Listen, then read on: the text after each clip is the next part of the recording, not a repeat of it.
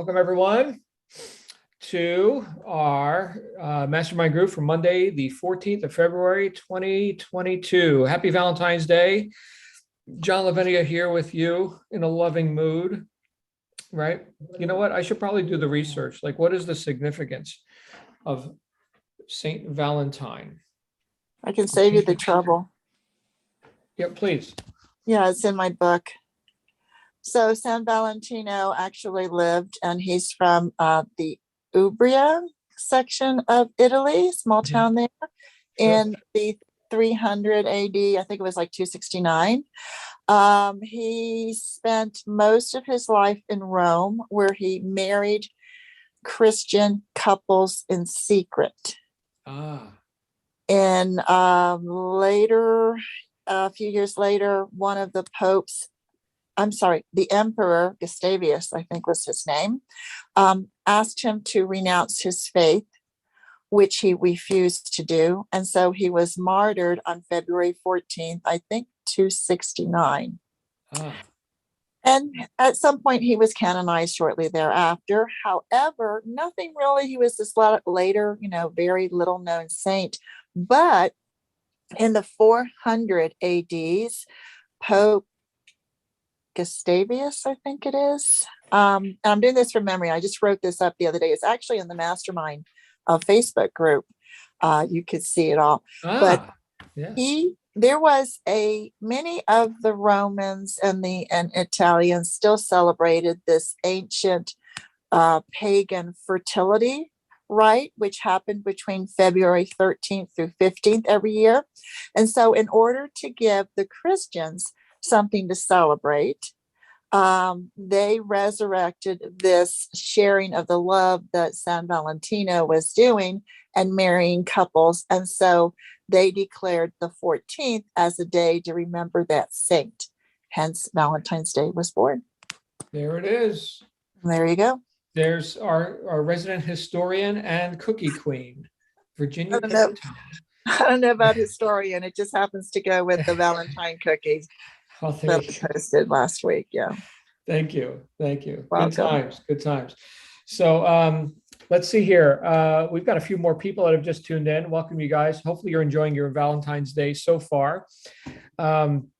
I did remember to get cards and one of those, Russell Stover chocolate heart, truffles. So I'm in good shape. Yeah, I got that done. Thank you. But we're going to have a busy week here this week. I'll speak for myself. I certainly am. I noticed that, let me just go ahead and do housekeeping real quick here before I dig into what I wanted to tell you today. So today, being Monday, we do have our general session, obviously, and then we do have our book study group at 9 p.m. Eastern U.S. time. We're jumping back into a couple more chapters of 8 Pillars of Prosperity with James Allen. We had intended to knock out that book in 2 weeks. There's no way, because there's just so much meat in there. And it got to be a very animated conversation last week, just getting through the introductory chapter and the first pillar. So we're going to see if we can get through 2 more tonight. So read about pillars 2 and 3, and we'll dig into that tonight. Back to what I was thinking. Regarding the actions that are before me this week, and each of you can look at your own actions. Hopefully you've got a plan for this week. Hopefully you're not just, whatever happens to me, right? Probably not in this group. You've got some plans. But what I was thinking was an old saying, he who hesitates is lost. I'm sure you've heard this. Now, I've also heard other variations of that. He who hesitates, maybe they make better decisions. Well, maybe not, right? So there's lots of directions we can go in with that. But there's a difference between hesitation and indecision. There's a subtle difference there. There's also a difference between hesitation, as the saying goes, and just being prudent. Okay, so when we plan out our weeks, and hopefully you've got some plans for this week, we plan out our weeks. What we're actually looking to do when we do that sort of a thing is to eliminate any tendency to hesitate or any indecision about it, because we're making decisions in advance. Now, I've mentioned this before, And I think it's something we can all see evidence of in our own personal lives and business lives, is that the thing that has cost me more time than anything hasn't been making mistakes or correcting the mistake that I just made and things like that. The thing that has cost me more time than anything is indecision. Sitting there not doing or not knowing what to do. That sucks, right? Having all these considerations, but not quite coming to a conclusion, and just sitting there with all my considerations. Am I the only person who's ever done that? Right, just me. I'm very unique, right?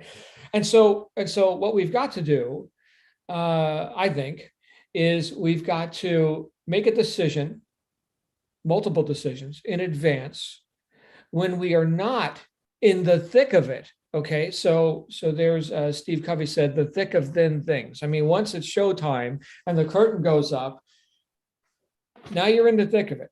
Okay, but if we knew what to do, think of it like a theatrical, like an actor, right? So you're on the stage, and before you ever got to the stage, though, you learned your lines.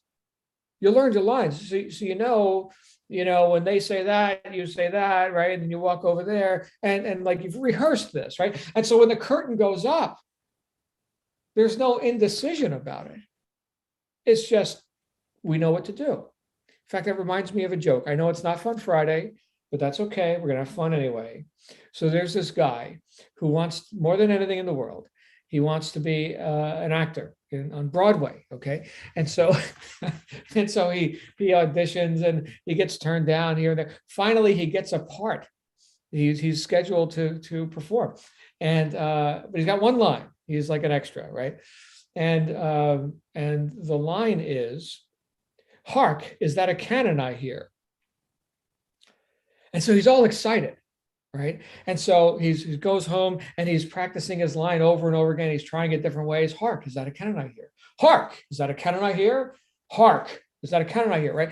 And so he does it again and again and again. Finally, it's the opening day of the play. He's backstage, right? All right, you're up. And then, the curtain's up and the crowd's there. And he goes out on stage and there's this loud boom. And he says, "What the hell was that?"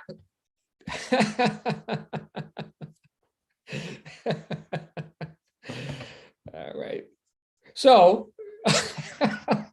I'm totally off topic.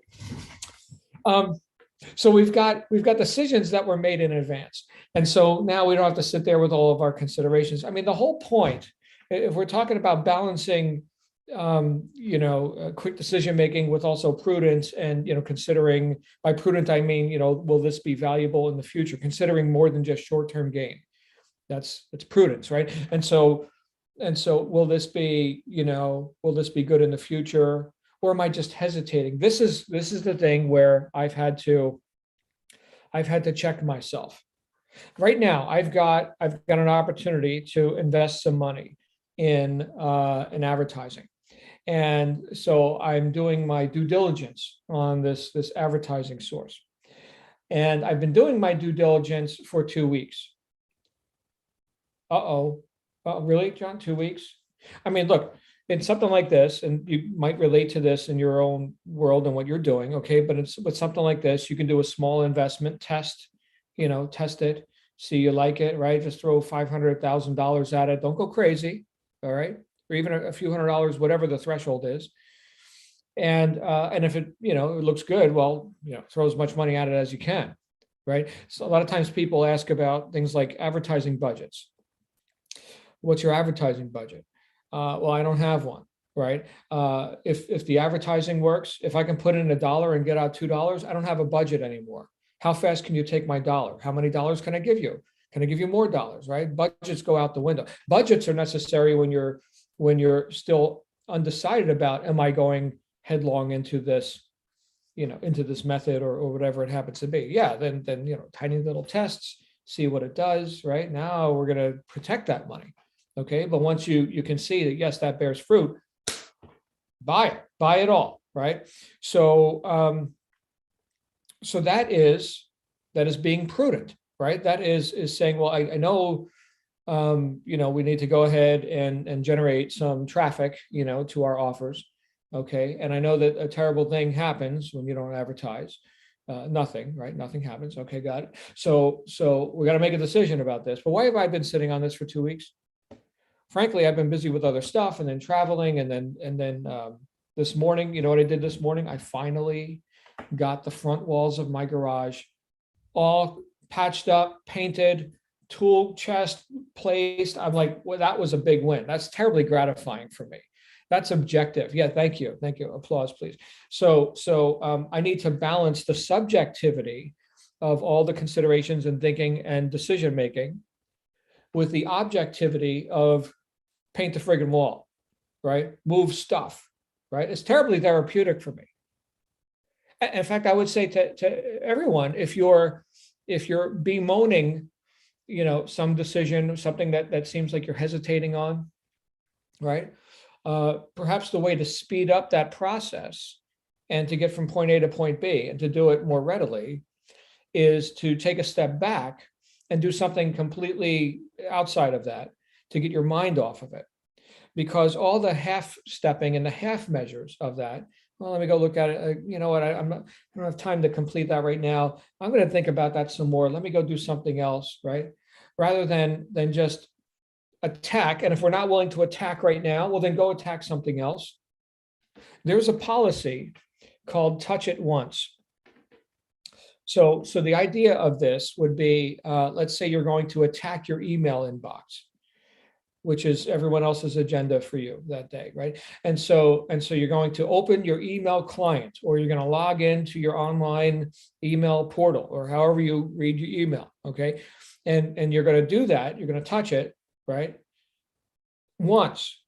So you see the emails, delete, delete, delete. Oh, that one looks important.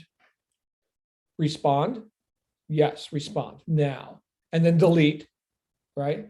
To empty the inbox. Because now that you've decided to look at the inbox and touch emails, you do it once, and then that's a done. That takes a bit of discipline. Again, this is the same kind of a thing I'm talking about, where it's like, you know, well, I'm still considering, you know, how to, you know, approach this advertising or respond to that email. By the way, that's not what you do if you're in a heated debate. Okay, I'm looking at you, Missy, with your with your Star Trek background. That's kind of cool. Is Glenn here to enjoy that? I don't see Glenn. Glenn's our resident Star Trekkie. But there was this time where there was an argument going on via email, and it was my wife and it was this other person, right? And they were back and forth, and there was an incendiary response that she was going to, you know, send their way. And she wrote it out, and it was long. You know, long emails suck, right? They suck, all right? And she wrote this book, and she's about to click send. I said, don't click send. Don't do it. Don't do it. And her finger is right there on the mouse. Don't do it. Give it a breather. Go take a walk, right? Walk the dogs, play with, you know, the rat or something, right? Don't click send. She clicked it. She clicked it. Boom, explosion, screw you, right? And all this. So, so that's when you don't touch it once. But that's, you see that right there? If you're not able to be objective about, I need to make that decision, I need to send that email. If you're not able to be cool, calm, and collected with that relaxed confidence, that posture, that knowingness, that certainty, being in the flow with stuff, moving rapidly, if you're not able to do that, well, then go do something else. Something else that is not so trepidatious or, you know, tribulation and all the other words that go along with that, right? Something more objective.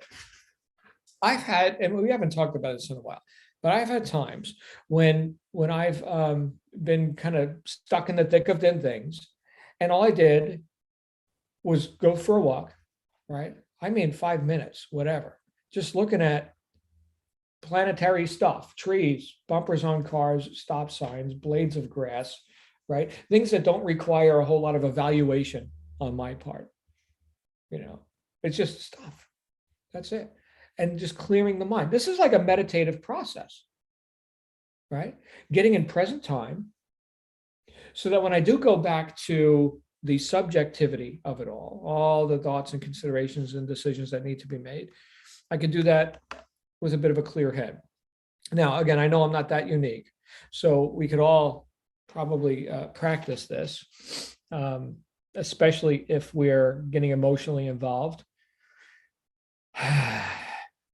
Like the email example, or just like I mentioned before, making mistakes. It hasn't cost me, like making mistakes hasn't been the most costly thing in terms of time. Indecision has been, but what prompted that indecision? All the considerations about I don't want to make a mistake. Was it Albert Hubbard who said the greatest mistake of all is to constantly fear making one? I think it was. I know it was him who said to avoid criticism, do nothing, say nothing, be nothing. Right. So I guess you can crawl under a rock and whatever. I don't know how long you can go like that. Right. Eventually you gotta reach, you gotta cause something. I mean, why are we here? We're here to have an effect, right? To solve problems, to reach goals, to do stuff, to benefit ourselves and others. Right. So you're going to do stuff. Well, which stuff are you going to do? This seems to me, this whole, what I'm hearing coming out of my mouth right now seems to be another approach on a common theme that we've discussed several times, whether we're talking about time or activity management, because time management is kind of a misnomer. Time just goes on, but activities, which activities? Oh, okay. So let's manage those. So we've talked about that before. Certainly we've read books like 7 Habits of Highly Effective People by Dr. Stephen Covey, the late Stephen Covey. And I think we've gotten a lot of mileage out of that. But look, I need reminders all the time. The first habit in that book was to be proactive. Be proactive, thinking ahead. Okay, not reactive, but proactive.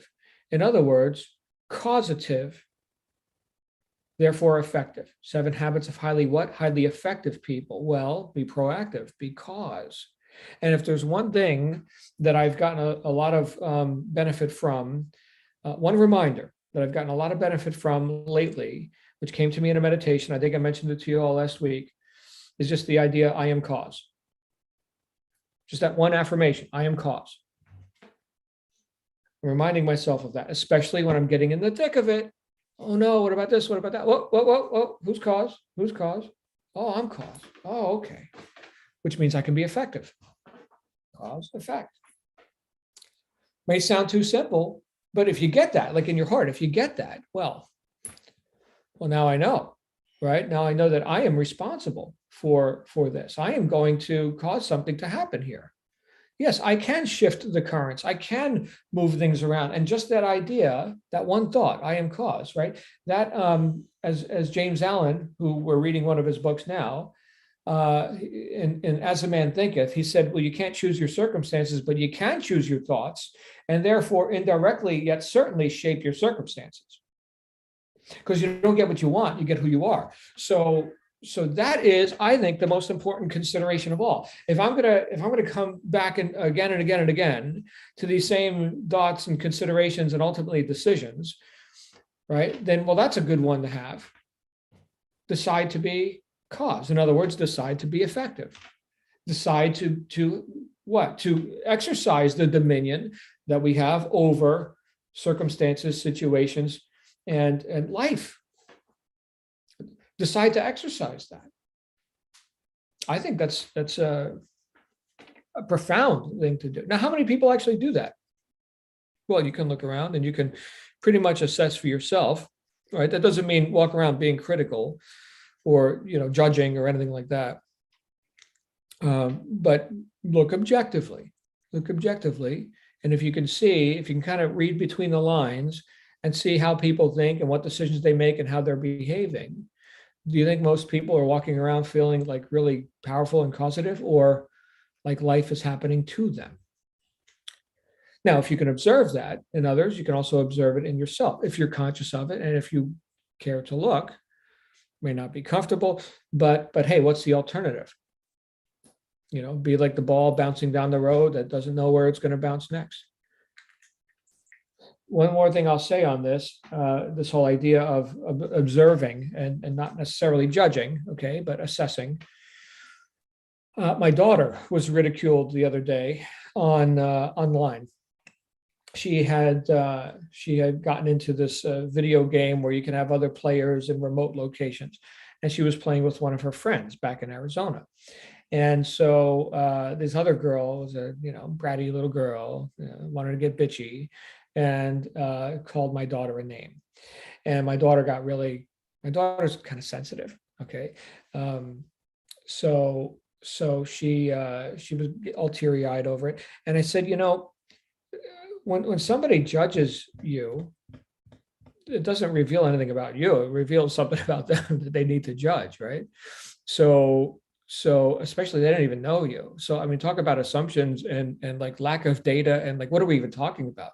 But yes, kids can be cruel because they don't understand the ramifications of what goes around comes around, and golden rule and all that kind of stuff. And so just understand that that doesn't reveal anything about you. The only thing that's being revealed about you right now is that you took it personally. This person who you probably never even meet, you don't even know their name, and they're just being some anonymous bitch on the internet. So can we release that? And she got over it. But even though I don't think anyone here is 11 who's in this conversation right now, unless we have some 11-year-olds watching on YouTube, but don't we still have a desire to be validated and to not be unjustly judged or criticized? Of course, you don't have to be 11. I think we're all mature enough to understand that people are on their own trip, and it's a pretty interesting trip for a lot of people. What can we do with that? Well, we can manage our own affairs, and when we do that effectively, right, when we're causative, just that one idea that I just mentioned, I am cause, right? That is something I was attempting with many more and different words, attempting for my daughter to grasp. She's not the effect of what some ignorant person thinks, and by think I'm being very generous with my assessment. That's a big word. So anyway, guys, today and moving forward for this week, because I've got so much going on, I know many of you do. What can we do to be proactive and to not be in the thick of it, but to remember how causative we actually are? And if we are finding ourselves hesitating or in a state of indecision, to go get objective, do something else. And when we're back in present time, come back and attack, touch it once, get it done. I need to play some advertising today. So I got to get on that. Who's got some thoughts on this stuff? I've been talking 23 minutes already. Who's got some thoughts? Hello? Who's got thoughts? Who's got thoughts? No thoughts. We have no thoughts. It's a total blank. Hi, Missy. I knew you had a thought. I wait. People don't think it. Anyway, that's a great background. That's classic. It's me and the crew. Mm-hmm. Captain Kirk is under me. So there you go. I have, through these meetings, I had a no-show last night. He picked the time, he picked the day, and he's from back in early December. He already toured. He always do was shop. So whatever the thing is. So I hung around there with me and my computer and my phone for 3 hours. Are you okay? Is everything okay? What? Yeah, I hung around. It was at night anyway. This was California time. So, and then I said, what am I doing? So I went to bed at whatever, midnight. I turned them off. So, and now I just had another no-show. That's why I'm here. I had a 12 o'clock appointment. Are you okay? But now I don't, as long as nothing's happens to them, I got other people on the list I can attack. Well, I don't mean attack. I mean, go attack the list. So, but it's because of this group and your wise advice. Because normally I would take that very personally and internalize it and, feel like your daughter felt, but I'm not her age and I got to cut that out. So Thank you. But I know how she feels. And so I learned something from this group. Do you see that? It's not all as thick as it seems. So thank you. You're welcome. You're welcome. My policy is if you can't be on time, be early. So I will give somebody 5 minutes. Well, just so you know, if I got an appointment with someone and they're not showing up yet, like I text them exactly at appointment time. And hey, here's the Zoom link or whatever the mechanism is. And after 5 minutes, I'm gone. That's it. You can Okay. reschedule, find another spot on my calendar. My time is way valuable. So that's my posture with it. And maybe, Okay. yeah. Virginia, what thinks you, my cookie friend? I agree with you completely. I actually had an appointment that a recruiter for a home for travel nursing set with me on Friday for 9 a.m. So it's an hour, almost an hour and a half ago, my time. She never showed up. Wow. And I was about, almost 8 minutes after, and I thought, I'm here if she calls, but I am moving on to other things because yes, my time is valuable. I didn't request the appointment, she did. And I have other people I can work with as well. Right. Many years ago, I had a vice president or someone in that equivalent position who was amazing. Not only was he drop dead gorgeous, but he should have been an actor. He was so good looking, but his inbox was always empty. And I would say, how do you do this?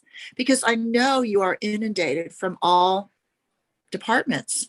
And he said, I touch things one time. I pick them up. I do the whole thing. I finish it. I move it into my out bin. That's when people actually had a paper in basket on their desk that the secretaries would deliver, the mail would come in, and then, so that was really before the emails. I can only imagine now, but that was it. I just pick it up one time. I handle it. I do whatever needs to be done, and I move it forward on there. And he had that very down to a science. So, So you saw the workability of that sort of a policy or approach, right? Touch it once, it's done. And now what? Now you've got more time to do other stuff and no mental lingering, yeah, it's focus.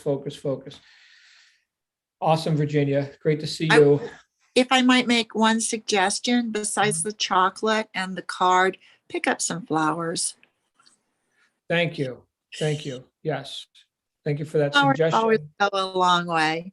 Yeah, I'll do that. We got flowers. Some people sent flowers for Shannon's birthday, and then some of them are like living like an orchid, right? So it's like, I don't know where we're gonna put more flowers, where do we put the flowers? So just get a bouquet of roses. That's it. It's traditional. Get the bouquet. You're good. Okay. You're good. One year, my husband did not give me flowers, and we lived in a community of all couples. And at the Valentine's Day that night, I was the only couple who did not get roses from her husband. Everybody was like, "Oh yeah, you got to give him roses." Well, my birthday is March 1st. On my birthday, there was like 5 dozen roses because he'd learned his mistake. Right. So a little overcompensation there. Very good. Very good. Thank you. All right, Virginia. Thank you. Anybody else? Any other thoughts on this? Okay. Well, then we're going to get together tonight, 9 p.m. Eastern. It's going to be fun. James Allen, he gets the conversation going. He sure does. You know it, Janet. I hope to see you guys there. In the meantime, make it a great day. You deserve